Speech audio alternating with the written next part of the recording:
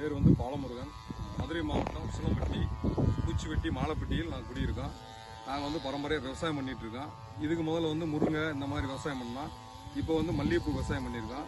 இதில் வந்து தமிழ்நாடு வேளாண்மை கல்லூரியிலிருந்து வந்து எனக்கு வந்து பால் குளம்னு சொல்லுவோம் எங்கள் ஏரியாவில் மலையில் கிடைக்கும். இதை வந்து இப்போ தமிழ்நாடு வேளாண்மை பல்கலைக்கழகத்திலிருந்து வந்து எங்களுக்கு சிறு குறிஞ்சான்னு சொல்லி ஒரு 150 கன்று கொடுத்தாங்க.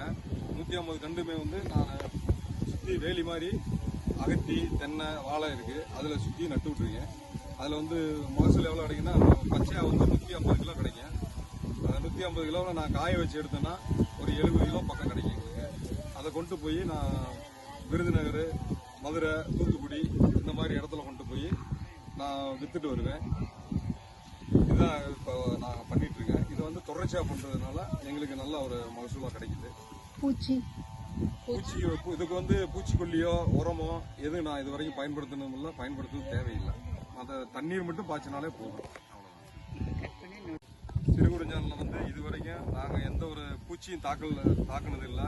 இதுக்கு வந்து நாங்கள் வந்து பூச்சிக்கொல்லி மருந்தோ இல்லை உரமோ எதுவும் அடித்ததும் இல்லை, வச்சதும் இல்லை. தண்ணி மட்டும் தான் பாய்ச்சுவோம்.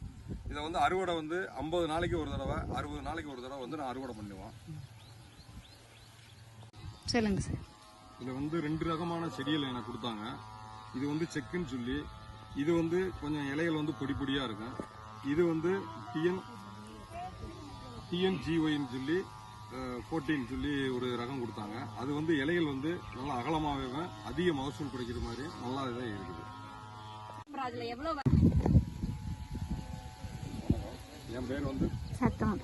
என் பேர் வந்து பாலமுருகன். மதுரை மாவட்டம் சிலம்பட்டி பூச்சிவெட்டி மாலப்பட்டியில் நான் குடியிருந்து வருகிறேன். விவசாயம் பண்ணுறோம். பரம்பரையாக வந்து எங்கள் விவசாயம் தான் எங்களோட தொழிலே. வந்து இதுக்கு முன்னாடி வந்து முருங்கையெல்லாம் போட்டு அறுவடை பண்ணோம். இப்போ முருங்கையெல்லாம் அழிச்சிட்டு இப்போ மல்லிகைப்பூ வந்து பயிர் பண்ணியிருக்கோம்.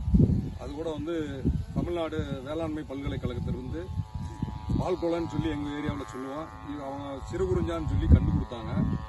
இப்போ வந்து அதை தோட்டத்தில் வந்து சுற்றி வேலி மாதிரி போட்டு நான் 2 வருஷமாக வந்து பயிர் பண்ணி அறுவடை பண்ணிட்டுருக்கேன்.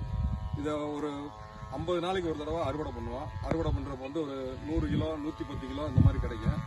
அதை வந்து காய வச்சு நாங்கள் எடுத்தோன்னா ஒரு 50 கிலோ 40 கிலோ இந்த மாதிரி ரேஞ்சுக்கு எங்களுக்கு கிடைக்கும். அதை கொண்டு போய் மார்க்கெட்டில் கொண்டு போய் தூத்துக்குடி, பெங்களூரு, மதுரை, விருதுநகர் இந்த மாதிரி ஏரியாவில் கொண்டு போய் இலையாவே கொண்டு போய் நாங்கள் கொடுத்து அதுக்கான விலையை வந்து நாங்கள் கொடுத்து நிர்ணயம் பண்ணி வாங்கிட்டு வந்துடுவோம். இந்த மாதிரி பண்ணிட்டு இருக்கோம். மொத்தம் வந்து ஒரு 150-60 செடி நான் நட்டுருக்கேன். இது நட்டு வந்து 2 வருஷத்துக்கு மேலே ஆயிடுச்சு.